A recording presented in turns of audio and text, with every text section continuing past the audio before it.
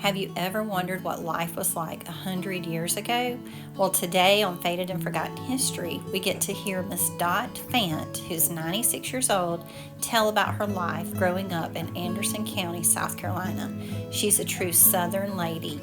She has so much experience and a lifetime of memories and history that she was willing to share with us. So thanks for joining us. I am 96 years old, and I was born in 1929 in Anderson, and I've never lived in another town. I went to Dot Fant School, elementary, then junior high and girls high, and then I spent 4 years at Winthrop, and I graduated on the 4th of June and got married on the 24th of June. And I married Marshall Fant. He was 2 years older than I, and his brother was my age, but we both grew up at St. John's. And he called me, we didn't date people older than we were. I just thought he was, Marshall was older than our group. And I remember he came to Girls High one day to sell Yellow Jackets. That was a paper. And he was the captain of the football team, and all this, and us little ninth graders. One of my friends faked a faint so he would have to pick her up. And I thought, well, why didn't I think about that? But he called me one day when I was home from Winthrop, and I said, sir, to him. And he said, you don't have to say sir. But we dated from the time I was a junior in college until I graduated and got married in June of 1950. And we just had a wonderful life together. And I taught school at Old McCants, taught ninth grade English. And back then I had an A certificate, which you were very proud of, and you made $125 a month. Wow. Big difference. There is a difference. And but it was a wonderful time. But that's, and you had no benefits. I mean, school was then, but the hours were wonderful. We started 8:30 and got out at 1:45. So the teachers had to be there at 8, and we got out at 2. And there was no lunch program. See, that was just all work. But then we had 3 children, one in 1952, one in 1955, and then Carol was not born till 1963. Go back and tell us about where you grew up at.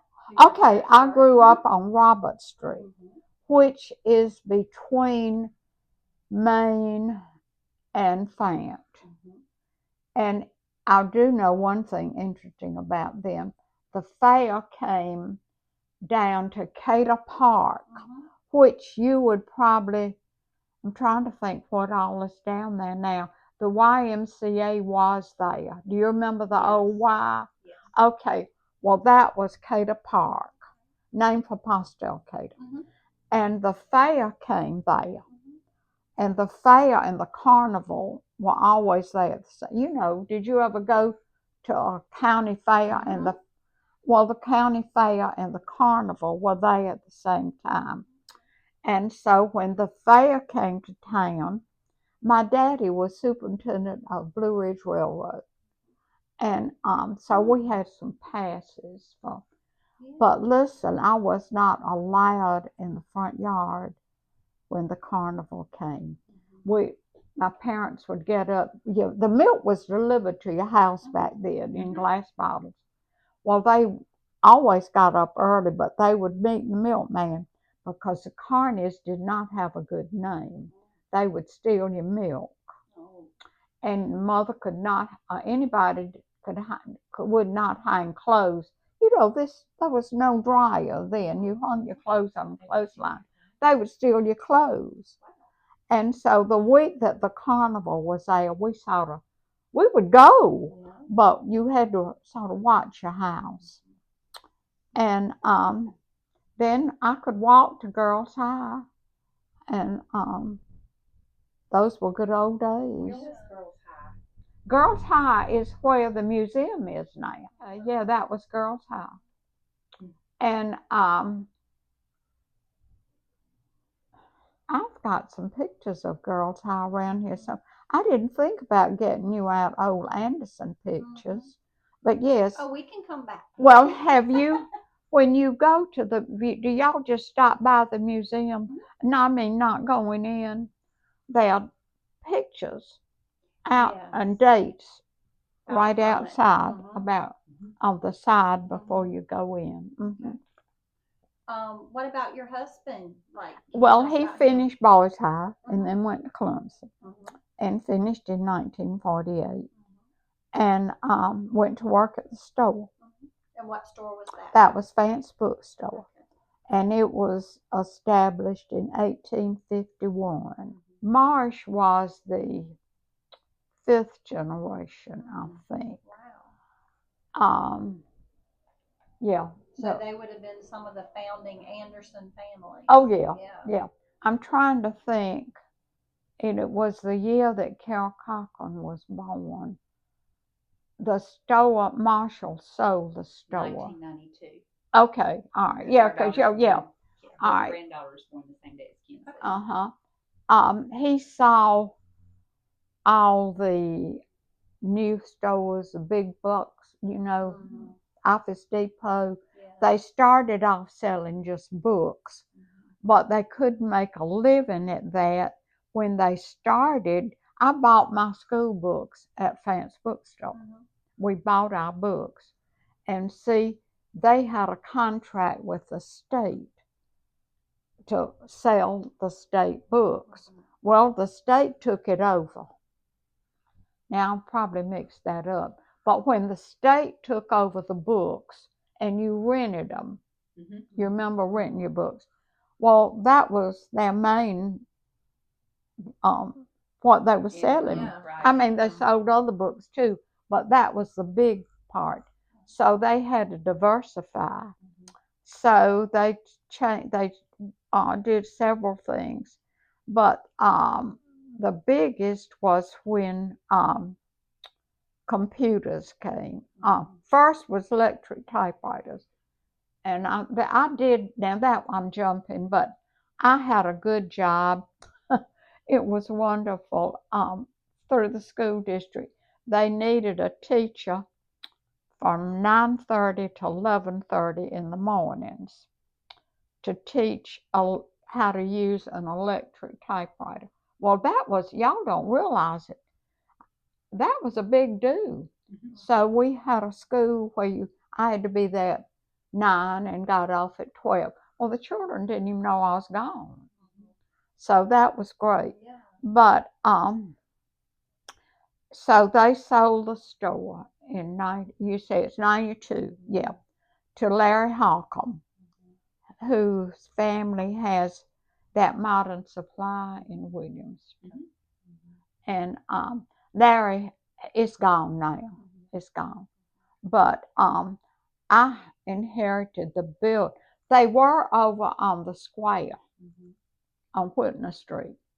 But in the late 70s, I think it was, Marshall bought the store on Main Street because he visualized what was happening over that way. You were better off with your store on Main Street. And so I inherited the building. He rented the building after it was closed. Then he died in 2005. And the people that were renting the building stayed on for a while. And it didn't work, so I just sold the darn thing. And somebody wanted to buy it. Now I could have gotten a whole lot more for it if I had kept it. And it is now where Mackey's is. And I love the fact that they are doing over all those buildings. And the irony of the whole thing is, Marsh bought 2 or 3 more up. We owned about 4 along in there. He has sold his. But it was my daddy's office, that one of the buildings. And so now they're doing it all over, and I've met with them. They're trying to do it like it was. And Rich Otter has done a lot of research on that. So I've helped him, showing him what was upstairs there. Now, what was your daddy's job? My daddy was superintendent of the Blue Ridge Railway. Yes, you said. But now he didn't start off as superintendent. When I was born, I think Mother was 25, and I think Daddy was 5 years older than she. He died very young in 1963 with cancer. But you don't start off at the top. These young people think you do. That's right. But he started off and worked his way up. Right. And so that building was home to me. That was the only place my daddy ever worked. But Rich Otter has done a good bit of history on it. And in fact, they had a display at the museum on the railroads. It's gone now. You know, they change these exhibits. The one they did yesterday was on the theaters. Not, well, they did the whole history, but they've got some things down there now from what we call the picture show. We didn't call it going to the movies. You went to the picture show. Right. But so things have moved along. And what are some things you miss? You've been in Anderson a long time, so what are some things you miss? Oh, I miss everything that's changed. The main thing I miss, of course, is your parents. But I'm 96, and all my good friends have died. I don't mean I don't have good friends, but I covet young people like y'all.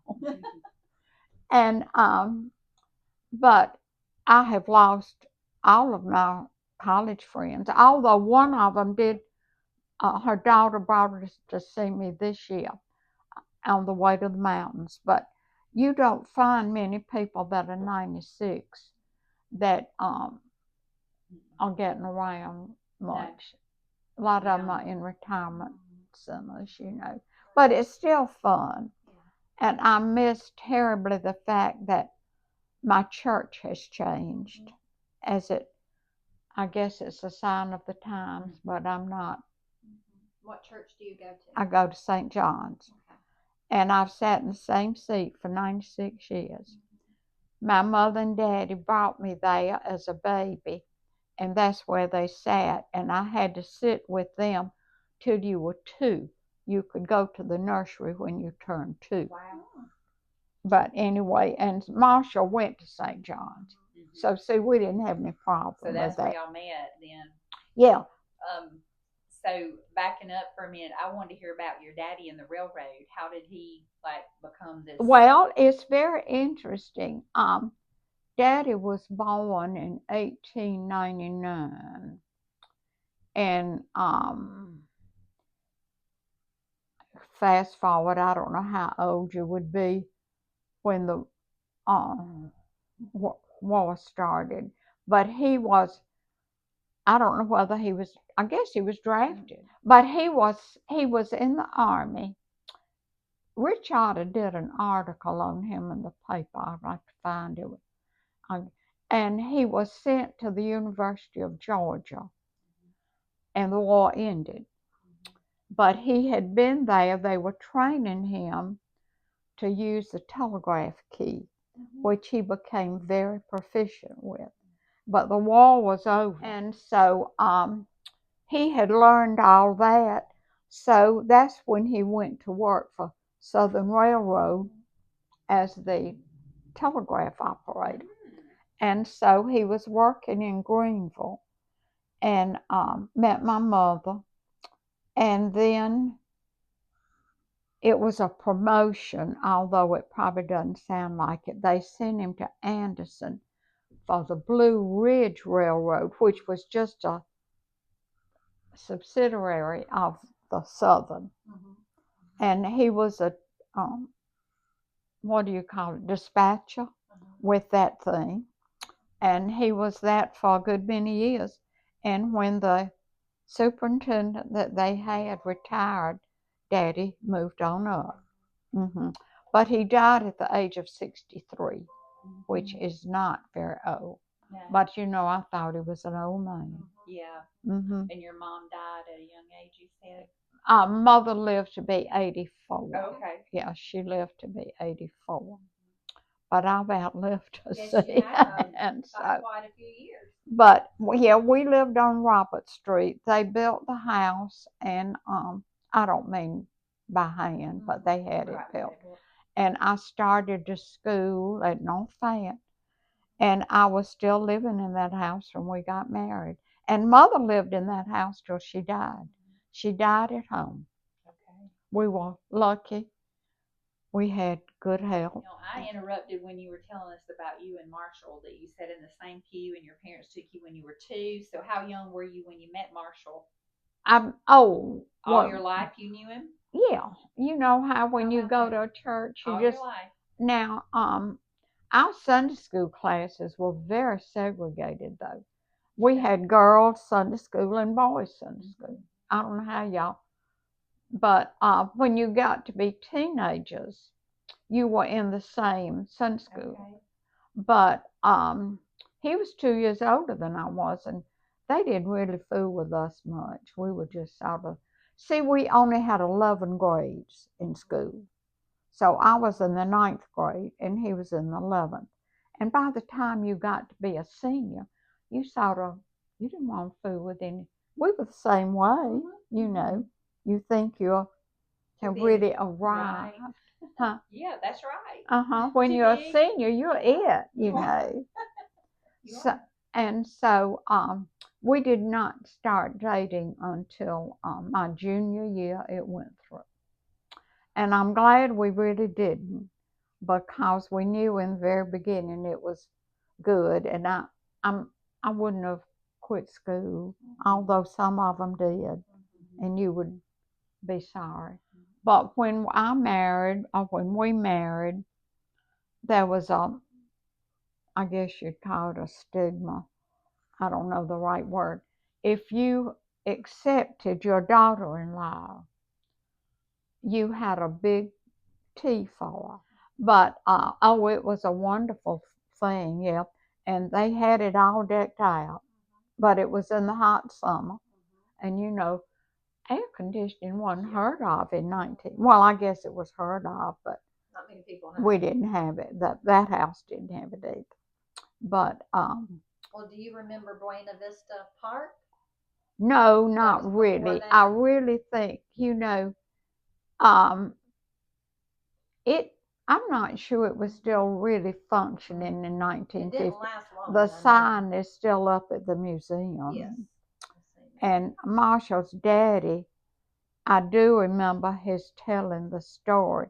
And everywhere you go, you hear it about the lady being killed in the hot air balloon.